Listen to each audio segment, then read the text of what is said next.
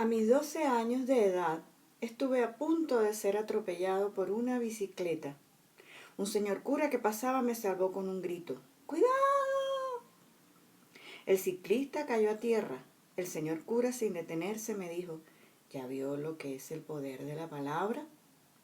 Este es el inicio del discurso que dio Gabriel García Márquez en el año 1997 en México, en la inauguración del primer Congreso Internacional de la Lengua. Se ha hablado mucho sobre el poder de la palabra. Han habido cantidades de textos, de discursos sobre el poder de la palabra. Y es cierto, la palabra tiene poder. Pero también la palabra tiene poder dependiendo de dónde se diga, cómo se diga y la intención con la que se diga. Por ejemplo, en este caso que narra Gabriel García Márquez, la palabra cuidado fue espontáneamente gritada en un contexto donde había que salvarle la vida a un niño. Pero también la palabra cuidado puede tener otro tipo de sentido. Por ejemplo, en la publicidad la palabra cuidado se usa mucho para decirle al cliente que se le está vendiendo algún producto que se piensa en su salud o que se piensa en su belleza o que se piensa en su comodidad, y vemos como cadenas de comida rápidas te dicen que están cuidando tu salud, y entonces aquellas comidas que antes eran llenas de grasa, ahora le ponen un poquito de lechuga porque te están cuidando. Entonces vemos aquí cómo la palabra cuidado cobra un sentido diferente. ¿Por qué? Porque hay algo que se llama significado y otra cosa que se llama sentido. Y entonces aquí entra un señor muy importante que es el diccionario a la hora de tener a la mano cuando estamos haciendo lecturas. Porque el diccionario nos va a orientar en el significado de algunas palabras que no sabemos qué significan, pero también en el diccionario vamos a conseguir el sentido de esas palabras algunas veces. Por ejemplo, en el diccionario hay una letrica chiquitica antes de cada palabra que es una F. Eso se llama sentido figurado.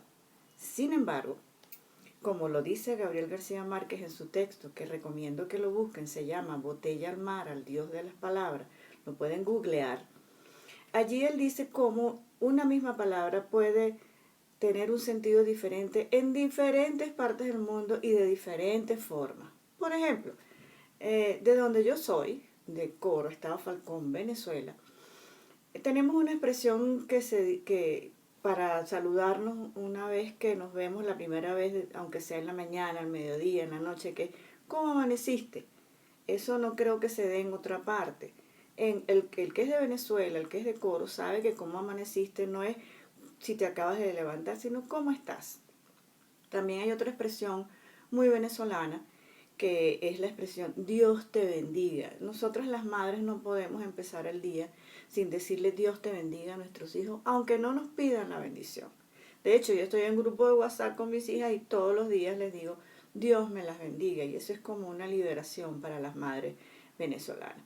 Entonces vemos cómo palabras pueden tener diferentes sentidos, y entonces es muy importante conocer la amplitud de sentidos de una misma palabra. Yo tengo algunas anotadas aquí que tienen que ver, por ejemplo, con la inteligencia de la lengua, porque la lengua es inteligente, el ser humano usa la lengua desde una forma intuitiva para poder expresar entonces esos sabores, esos sentimientos. Por ejemplo, nosotros en Venezuela, ahora que está el tema del racismo, decimos negra o negro por puro cariño. A nadie en Venezuela se le ocurre pensar que decirle negro o negra a una persona es despectivo.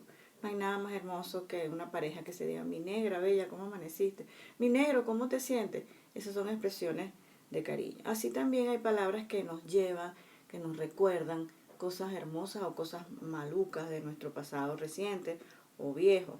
Por ejemplo, hay palabras que nos llevan a recordar un sabor, o hay sabores que nos llevan a recordar una palabra, como muy bien lo dice Gabriel García Márquez. ¿Cuántas veces no hemos probado nosotros mismos una sopa que sabe a ventana, un pan que sabe a rincón, una cereza que sabe a beso? A veces aromas nos llevan a recuerdos gratos o no tan gratos. Entonces, para redondear la idea, ¿cuál es la intención de este encuentro? El uso del diccionario. El uso del diccionario es muy importante, y le estoy haciendo un homenaje a mi nieta Carlota, que me dijo recientemente que le están enseñando el uso del diccionario en su colegio. Y entonces, repito, el uso del diccionario es muy importante, pero no es sagrado. El diccionario no es un libro sagrado, no, como dice una amiga mía, no es un objeto de culto. El diccionario también nosotros podemos discutir con el diccionario, pero es una guía para saber el significado de algunas palabras, pero también muy importante el sentido. Y el sentido va a depender de dónde se diga, cómo se diga y a quién va dirigido ese mensaje. Este es nuestro tema de hoy, significado y sentido, a través del poder de las palabras. Saludos a todos.